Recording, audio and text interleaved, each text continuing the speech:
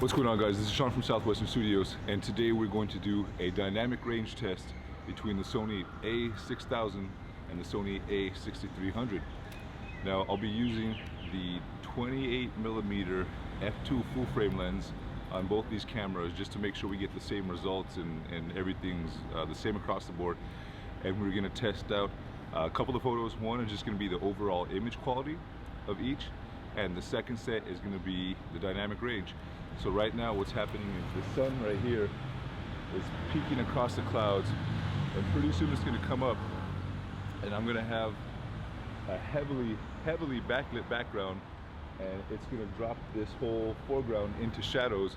So from there we're going to take this back to Lightroom, go throw up the shadows, pull up the exposure, and let's see just what kind of results we can get with both the Sony A6000 and the Sony A6300.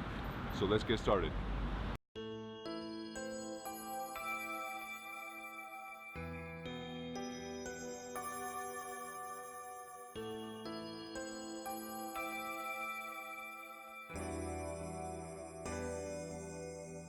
So now it's almost time to get started taking the photos because the sun is finally peeking up over these buildings right here. It's going to kind of give us the best conditions that we can use for this test. So what I'm going to do is I'm going to expose for the sun and the background, and what's going to happen is that's going to drop the foreground into shadows. In Lightroom, we're going to pull it back up and then see just how noisy and or clean both of these cameras can get. Now, so far, both cameras have excellent image quality. Even the A6000 does, even though it's getting a little bit long in the tooth, still has great image quality. But we just want to see where the dynamic range is and what's the difference between both of them. Is this something where you wouldn't need the A6300, or is this something where that would be a worthy upgrade if you are constantly pulling and lifting shadows and kind of messing with exposure values doing your type of photography? We're going to find out. And one more quick thing, the setting I'm using is f8, 1/800th of a second, and obviously ISO 100. That's just enough to get the sun nicely exposed and have the backgrounds kind of drop into darkness at its first stage. Like I said, later on we'll pull up the shadows and then see what kind of performance we can get from there. All right, the first shot's with the A6000.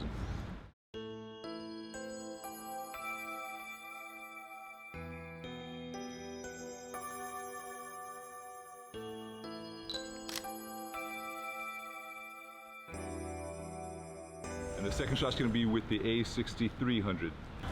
Again, same settings, same everything, just gonna test the base ISO's dynamic range performance.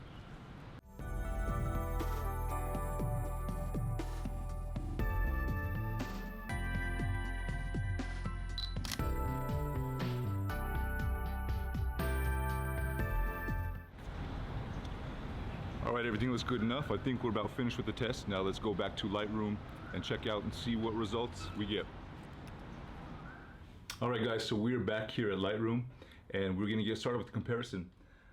The only thing I'm really gonna do is I'm just gonna pull up the shadows and I'm gonna pull up the exposure. So shadows first, exposure second to kind of get it nicely exposed, and then we're gonna see what happens and we're gonna see the exact difference between these two sensors.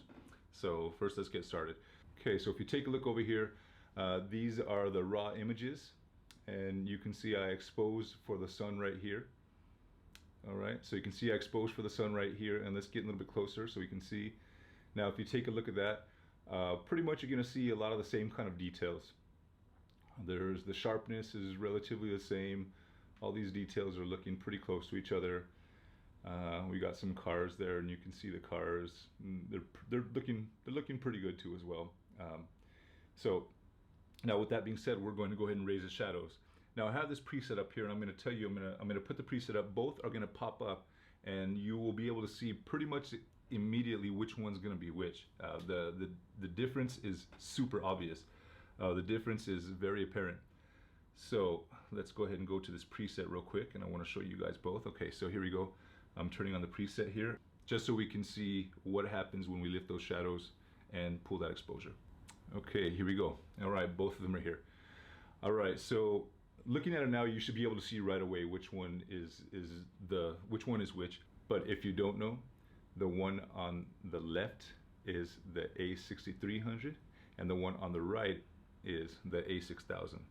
All right, so what's going on here? What's the difference? Okay, just by looking at these two screens right here, you can already tell two things. Number one, there's a crazy amount of this magenta up here in the top, and what looks to be all the way, actually pretty much almost everywhere in any dark area, you see this green tint out here, which is it's pretty crazy. It's pretty nuts. Okay, so we have this magenta right here up in the shadows, and we have all this green tint everywhere else. Okay, so first thing I want to do is I want to talk to you about this magenta in the shadows.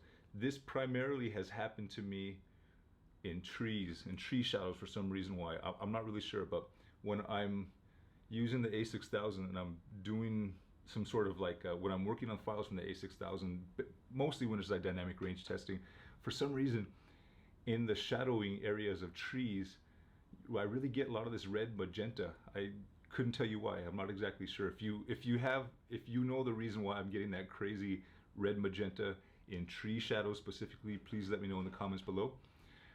Now, if you look onto the A63 portion of it, all that shadowing is gone, and a matter of fact, all the most of that color noise is gone too as well, which is pretty nice. So it's already immediately apparent that the A6300, the sensor, is a pretty good step forward in terms of like dynamic range.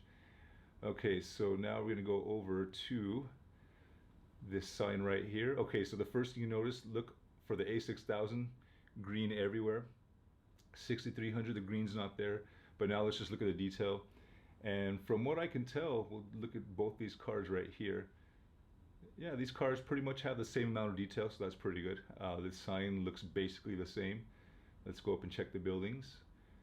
They both have generally the same amount of sharpness, so that's a pretty good thing.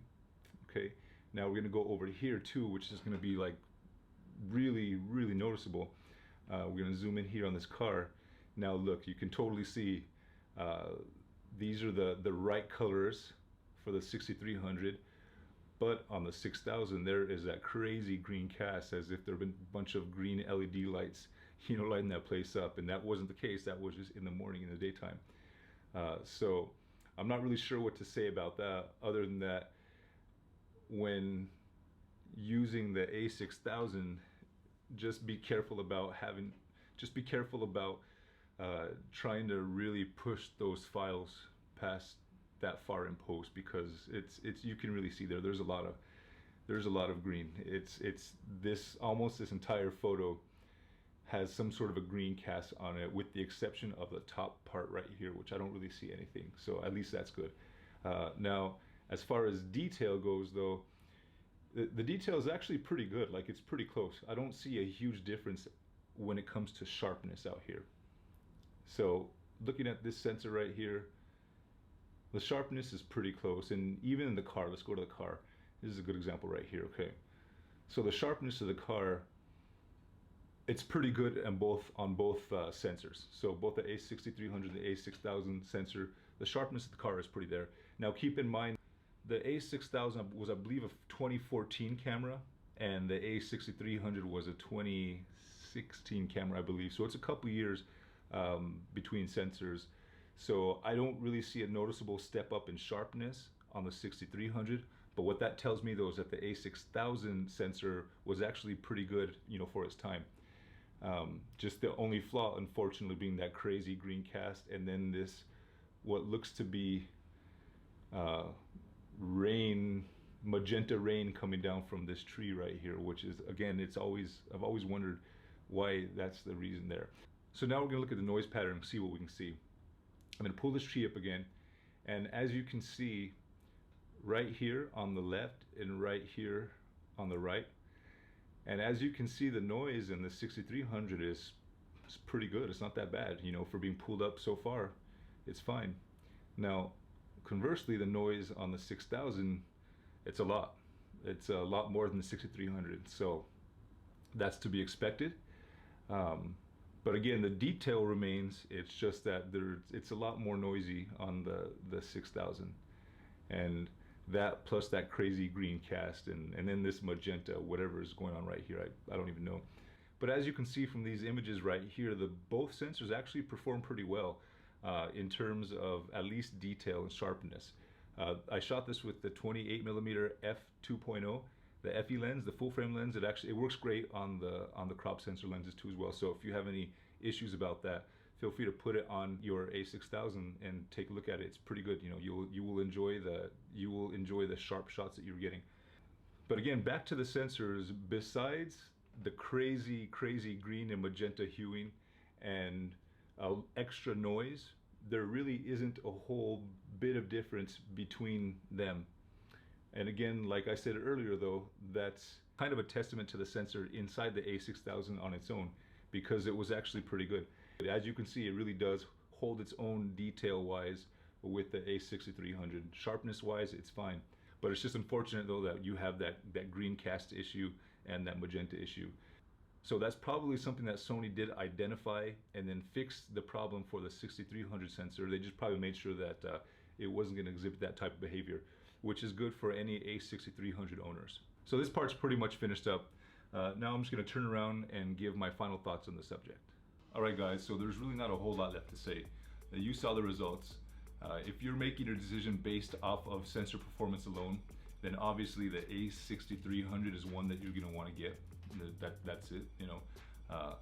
But if it's a different combination of price and other things, then the A6002 is also pretty good. The only thing I have to say about that is basically this. If you are pushing and pulling shadows and really working those files pretty hard, then the A6000 may not be your camera. The A6300 can kind of handle that. The A6000, well, you just saw right now what happens to it. You get that crazy green tint and magenta tint and extra noise and all that, so you maybe want to stay away. But if you're just looking to take good photos, then you can see that difference isn't so much of an issue, because the sharpness is almost exactly the same. So if you're just looking to take like family portraits and snapshots and basically just take photos of whatever, the A6000 is cheap enough, but it still has great sensor performance. It really does. That detail is there, the sharpness is there. It's not that much worse than the 6300, only until you get to the breaking point. Then that's when it falls apart. But for the most part, I don't think as a shooter, as any sort of photographer, would you be ever getting to that point. If you find yourself saying, yes, for sure, I know I will, then buy the A6300. But if you find yourself scratching your head and saying, well, I'm not really sure, then buy the 6000, because it's still a very capable camera. It shoots 11 frames per second, it shoots good 1080p footage. I mean, there's a lot of pros going up to it, but the biggest pro to me is the fact that it's pretty cheap now. It's actually really cheap. The A6300 is almost double its price right now. So to me, the no-brainer is the A6000. This A6000 is one that I do take with me on any sort of trips and things like that, because if something happens to it, it's so cheap it didn't even matter. You know, whatever, I can just get a new one. If I take the 63 or 65 or A7R2, then I find myself kind of worried about the camera, which I really don't want to do, because I want to find myself taking better photos, you know, and taking a lot more photos. So anyways, guys, those are my final thoughts on the subject. Again, to reiterate one last time, if you find yourself really pushing and pulling and utilizing those files as much as you can, get the 6300. But if you find yourself not doing that, or not foreseeing yourself doing that, then the A6000 is also a wise choice. So for all intents and purposes, these cameras are pretty close to each other. The only difference is a slight autofocus speed upgrade on the A6300, and you get 4K shooting on the 6300 too as well. But with that comes a different set of problems that I'll cover in a different video. So anyways, guys, hope this has helped you kind of made your choice. If you're doing this based on sensor performance alone, get the 6300. If you're doing this based on a number of different things, including cost, value, things of that nature, then just buy the 6000. You really won't disappoint it. I'll tell you right now, this is my last thing to say.